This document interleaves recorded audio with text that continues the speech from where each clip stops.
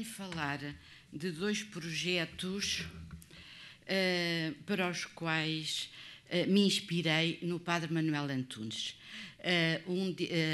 O Portugal Global, que eu dou o nome genérico aos dois projetos Portugal Global. Por um lado, um museu em que eu vou falar cheia de esperança, ao contrário aqui do meu amigo José António Falcão. No testemunho intitulado Sentido Democrático da Vida e do Ensino, publicado em 2011 na obra coordenada pelo professor José Eduardo Franco, um pedagogo da democracia, retratos e memórias sobre o padre Manuel Antunes, já tive o gosto de evocar este meu mestre. Agora devo dar mais uns elementos. Tive o privilégio de absorver os preciosos ensinamentos do padre Manuel Antunes por duas vias, além da óbvia via da leitura. Em primeiro lugar, desde a minha adolescência, cerca de 1955, através dos encontros em casa do meu tio-avô António Sérgio, que faleceu em 1969. Como em 1994 registrei no Dicionário da História de Lisboa, a propósito da casa de António Sérgio, o padre Manuel Antunes frequentava aí as tertúlias dos sábados à tarde, a quais se realizaram até ao falecimento da tia Luísa em fevereiro de 1960, e onde terá convivido com Vitorino Mésio, David Mourão Ferreira, Mário Soares, Jaime Cortesão e tantos outros que eu, numa memória rápida, elenquei nesse artigo do Dicionário da História de Lisboa, mas que me lembro de muitos outros. Por outro lado, vivendo António Sérgio na Travessa do Moinho de Vento e o padre Manuel Antunes na sede da revista Brutéria, na rua Maestre António Taborda, havia também o fator da proximidade geográfica que propiciou um mais frequente encontro entre estes dois pensadores de eleição e com profundas afinidades entre si, sobretudo enquanto defensores da utopia social, da democracia, da ética, do humanismo. Foi Luísa Sérgio, inteligente e culta católica, a iniciar a aproximação ao padre Manuel Antunes, mas é preciso não esquecer que o marido, embora não tendo fé, era profundo conhecedor e apreciador do cristianismo. Eduardo Abranches de Soveral, com o qual inteiramente concordo, deu à sua comunicação na Academia das Ciências de Lisboa, em 2000, o título As Posições Religiosas de António Sérgio, e noutra ocasião afirmou que este não foi agnóstico. Sérgio também convivia e colaborava com outros sacerdotes, como lembrei na comunicação, António Sérgio e o quarto nobre vetor da utopia sergiana, Fraternidade e Amor ao Próximo, apresentada aqui na Fundação Carlos Gulbenkian em 2016. No entanto, foi o padre Manuel Antunes quem fez questão de o acompanhar nos últimos momentos e quem no aniversário da morte de António Sérgio todos os anos celebrava a missa comemorativa com umas homilias que registrei e nas quais enfatizava as afinidades entre ambos. Em segundo lugar, meia dúzia de anos depois, vivenciei que o padre Manuel Antunes encantava a Faculdade de Letras com as aulas de História da Cultura Clássica. Como tem sido enfatizado, o padre Manuel Antunes, a propósito da antiguidade clássica, fazia os alunos pensarem na atualidade, e os temas que mais me fascinaram ao longo destas décadas foram a ideia do universo e os conceitos de cultura e de civilização, e nestes, designadamente, o de Oswald Spengler, em A Decadência do Ocidente, e o de Arnold Toynbee, sobretudo na sua obra-prima, então recente, A Study of History. Este historiador britânico defendia que as civilizações também se suicidam. Lembro-me de, na faculdade, pensar que a desintegração da nossa civilização só iria acontecer a longuíssimo prazo.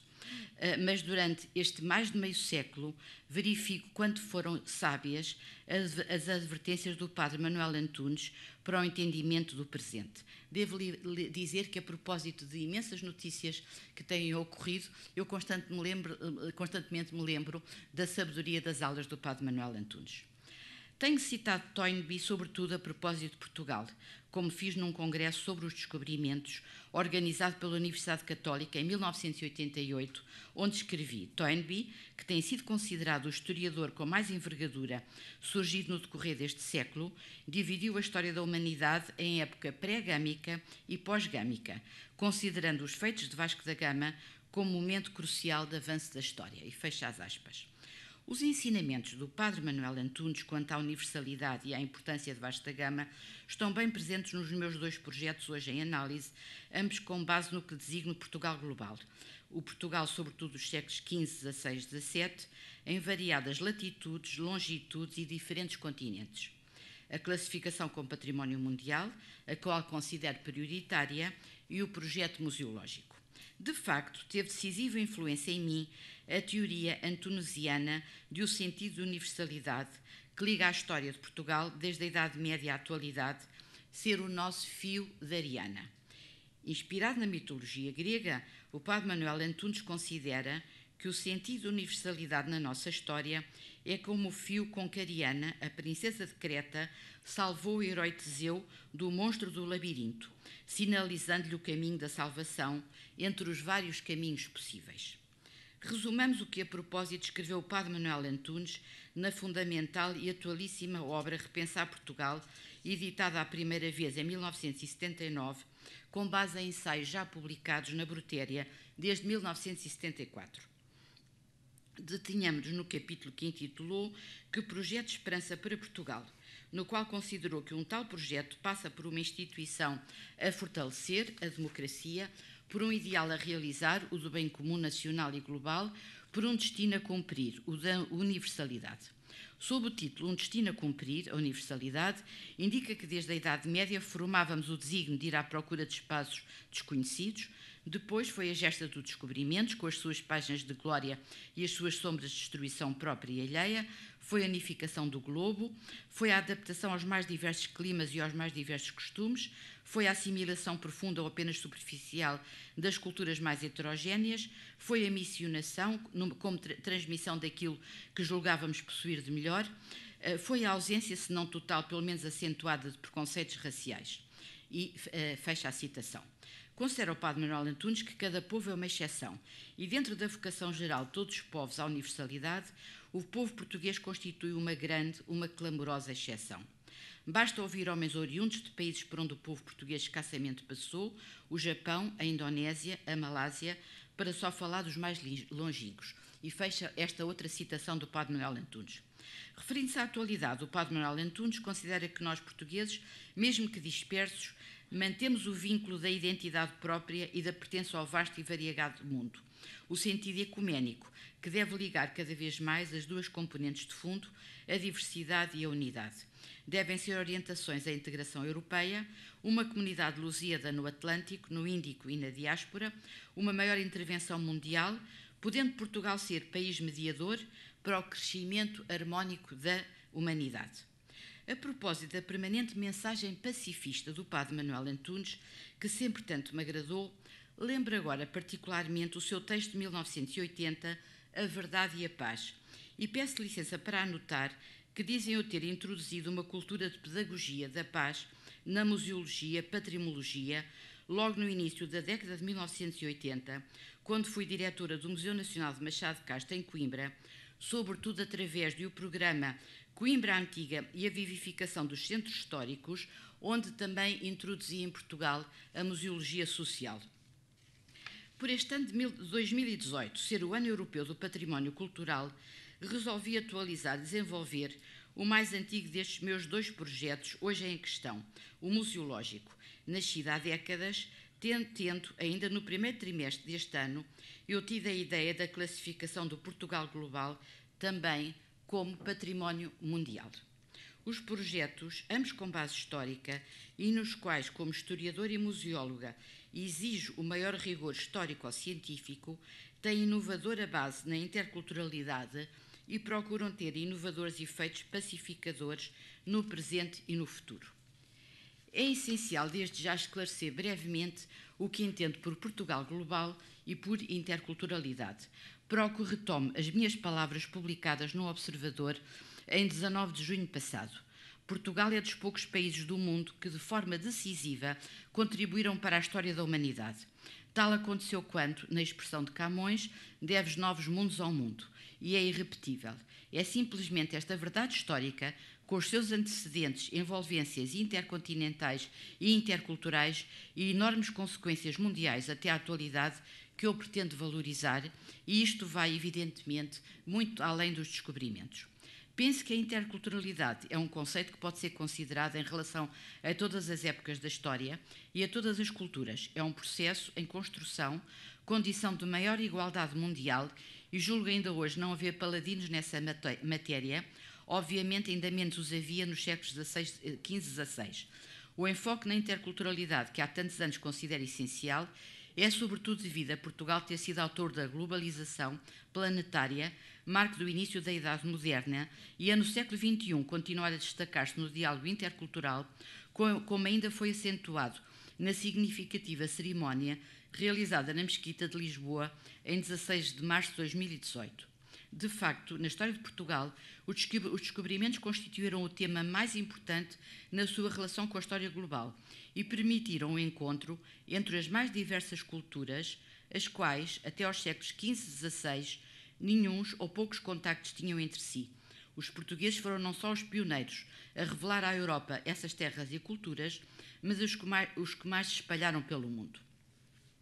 Em 2018, até outubro, sobre estes meus dois projetos e assuntos conexos, escrevi uma série de textos, muitos de fácil acesso, por estarem online, e que totalizam já cerca de 150 páginas. 6 artigos, mais concretamente sobre estes dois projetos, que publiquei no jornal online Observador e que não vou desde março até julho, e encontram-se no prelo mais 4 textos de Fulbrighter, em 1984, a ideóloga de Museologia, Patrimologia Interculturais Propiciadoras de Paz, Foco, Extensão Intercultural e Prevenção e Manutenção da Paz através de 3 sonhos pessoais, Educação para a Paz Global Sustentável, Museu Portugal Global, Língua Intercultural, Descobrimentos e Influência de Portugal no Mundo como Património Mundial, e mais recentemente, há dias, o da minha conferência em 23 de outubro, com o título Identidade, Cultura e Património no Ano Europeu do Património Cultural, Documentos Internacionais, Projetos Portugueses. Relaciona-se com os projetos do Portugal Global o meu sonho, já concretizado, de Educação para a Paz Global Sustentável, traz mencionado, o qual deu origem à primeira cátedra Unesco da Universidade de Lisboa, que tem essa mesma designação. No Dia Internacional da Paz, 21 de setembro, publiquei no Observador Urge Cultivar a Paz em Nós e no Mundo, o texto da minha intervenção nesse dia, por ocasião do lançamento oficial da Cátedra Unesco. A contenção de tempo obriga a análise rápida dos 2 anunciados projetos, sobre os quais dou, evidentemente, novos elementos. Primeiro vou falar sobre o museu. Desde há cerca de 40 anos, em diversas ocasiões e com várias atualizações, defende a criação em Portugal de um museu dedicado à época dos descobrimentos, conforme detalhadamente relatei em recentes textos. A ideia desse museu, com diferentes designações, remonta ao século XIX e tem tido inúmeros defensores. Na minha comunicação Museum of Multiculturalism of Portuguese Origin, apresentada em 2000 na África do Sul, sobre a importância da universalidade, e este foi apresentado no Museu Bartolomeu Dias, em Mossel Bay. Também citei o Padre Manuel Antunes e enfatizei o conteúdo do museu dever ser The Coming Together of Cultures, ultrapassando as relações de poder de dominantes e dominados. A geografia e a época abrangidas deverem ir muito além dos descobrimentos, e terminei apelando à paz. I am certain that such a museum would also help us, people of different cultures, to understand ourselves better. It would be, furthermore, a contribution to peace in the world. Assim mencionei 3 pioneirismos: a maior abrangência geográfica e temporal, o encontro de culturas e o museu como construtor de paz.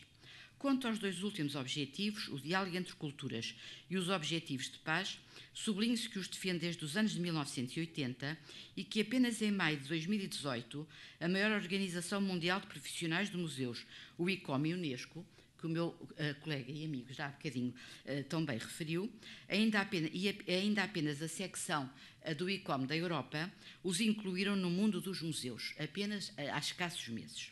Entretanto, procurei modelos de sociedade onde houvesse mais diálogo e, assim, mais paz. E como concordei com o filósofo francês Jacques de Morgan, o intercultural é o motor da evolução das sociedades, passei pouco depois a defender que o museu tivesse um conteúdo, especialmente com base no conceito de interculturalidade, tendo provisoriamente assim chamado o museu, evidentemente não esquecendo que o mais importante é ser esse o conceito e o conteúdo. No entanto, já há muito tinha pensado que a designação ideal do museu é Portugal Global. Anunciei esta minha sugestão em 19 de junho passado. Até hoje tem havido excelente receptividade, sem qualquer objeção, à minha sugestão de o nome do museu ser Portugal Global.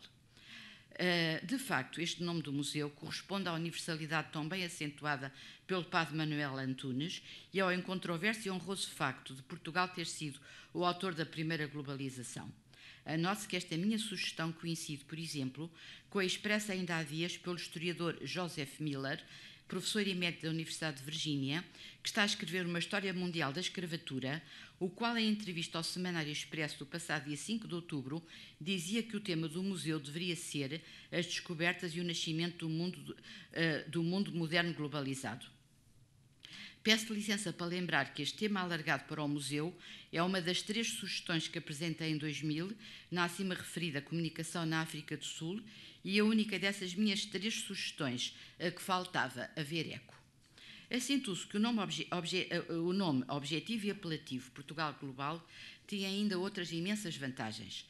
Além da fórmula Portugal Global ser curta e entendida em todas as línguas, não ofende pessoa alguma, ao contrário do Museu dos Descobrimentos e Descobertas, designação eurocêntrica e crescentemente posta em causa em numerosos países depois das alterações geoestratégicas da Segunda Guerra Mundial, e o nome não é confuso nem redutor, como o é Museu da Viagem, qual viagem turística, de negócios, de avião, de comboio, de caravela, ou a Nova Iorque, Estocolmo ou à Índia. O enfoque na interculturalidade torna também mais apelativo o museu, porque a isso poderão encontrar explicações e atrações, mesmo para o cotidiano atual, quanto a linguística, música, culinária, botânica, zoologia, etc. Portanto, também até pessoas muito simples, essa também é a minha preocupação, sem preocupações culturais, mas que queiram entender um bocadinho melhor o seu cotidiano, vão ao museu e conseguem perceber onde é que veio o milho, enfim, uma série de outras realidades do cotidiano que as pessoas não fazem a mais pequena ideia de onde é que vieram, e eu penso que isso é também extremamente apelativo. Dou agora apenas um exemplo histórico e 2 atuais sugestões práticas. Uma pesquisa que estou a fazer sobre o Peru. Os portugueses são os únicos europeus que identificam o animal com a geografia originária, pois os espanhóis chamam-lhe pavo, mas trouxeram da América, da área do Peru, que nessa época era uma região com essa designação, uma área muito mais alargada. Os portugueses levaram o animal para a Índia e mesmo no moderno hindi se chama Peru. É muito interessante que em francês e em russo a designação implica a origem da Índia, respectivamente Dande, da Índia, como sabem, e do russo lê-se Indiuk. Mas os ingleses devem ter conhecido o animal no meio das rotas comerciais e chamam-lhe turkey, vindo da Turquia. Em Portugal, surgem naturalmente cedo as lembranças de exotismos na pintura, no teatro, por exemplo, a Comédia Eufrosina de Jorge Ferreira de Vasconcelos, publicada em Coimbra em 1555, refere o Peru, o pau da China e ervas de grande virtude, e poderia ajudar a inspirar atrativas recriações de mercados quinhentistas. De facto, parece evidenciar falta de autoestima o país autor da primeira globalização, não só minimizar um museu dedicado a esta época, mas também insistir a fazer mercados medievais em vez de muito mais interessantes mercados renascentistas, globais e exóticos. Podemos ir já saboreando a interculturalidade através das receitas culinárias do livro Cuisines of Portuguese Encounters, Recipes from Portugal, Madeira, Açores, Guiné, Cabo Verde, São Tomé, Angola, Moçambique, etc., da autoria de uma norte-americana, Sherry Hamilton, livro que foi editado em 2001, já foi reeditado em 2008. Quando, em 2018, retomei esta temática museológica do Portugal global, desconhecia um problemático processo camarário, nascido em 2015, mas cuja controvérsia agora gostaria de ajudar a ultrapassar, para o que conto com numerosos apoios, sendo salientar o da Academia Portuguesa da História, que de imediato me mandou um mail, um ofício, a dizer que me davam o apoio com o maior entusiasmo. Estou a citar o ofício da Academia Portuguesa da História. Já obtive muitos outros e ponderosos apoios, mas será preciso, em vista à sua concretização, sobretudo o apoio político e institucional da autarquia lisboeta. Como procuro tirar vantagem dos problemas, passados dias de ter conhecimento desse problema autárquico, procurei ultrapassá-lo e assim me surgiu a ideia da classificação do Portugal Global pela Unesco, classificação que considero prioritária e urgente e a qual seguidamente explico. Em março de 2018, lembrei-me de sugerir a classificação da interculturalidade dos descobrimentos portugueses como património mundial.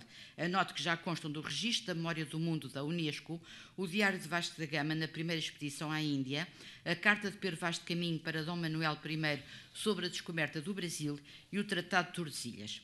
A preparar esta classificação pela Unesco, já fiz numerosas diligências, de que destaco o embaixador de Portugal na Unesco, professor António Nóvoa, logo em junho mostrou imenso interesse, tendo referido já haver um pedido, parece que do Chile, para ser classificada a rota de Fernão de Magalhães. E evidentemente que há um interesse muitíssimo maior, como o professor António Nóvoa também logo entusiasticamente disse, em que Portugal avance com este processo.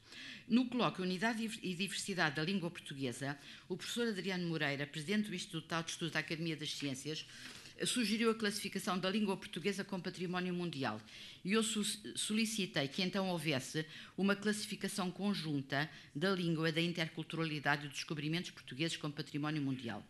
Como o Presidente da Academia das Ciências de Lisboa logo concordou no sentido de avançar com este projeto, já houve uma primeira reunião a 13 de julho, o que motivou o seguinte cabeçalho no Jornal Observador de 18 de julho de 2018.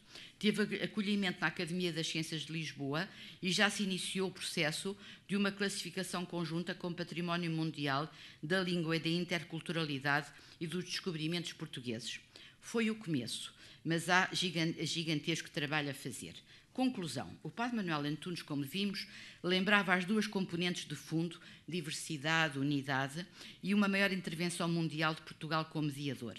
Coincidindo com estas premissas e com a teoria antunesiana da universalidade ser o nosso fio de Ariana, vejam-se mais dois elementos recentíssimos, os quais também poderão alicerçar a classificação de Portugal global como património mundial pela Unesco. Há dias, declarava o bispo de Hiroshima que este ano presidiu às cerimónias do 13 de outubro em Fátima. Até os manuais nas escolas dizem que os portugueses vieram ao Japão, trouxeram religião, muitas coisas culturais, ciência e tecnologia. Como japonês e como católico japonês, estou muito grato pela cultura portuguesa, acabando a enfatizar quanto em todo o Japão é apreciado o bolo inspirado no nosso pão de ló. Ontem, 5 de novembro, o secretário-geral da ONU, António Guterres, ele próprio um exemplo do papel de Portugal como mediador mundial, lembrava a especial importância que a CPLP pode ter na paz no mundo. Muito obrigada.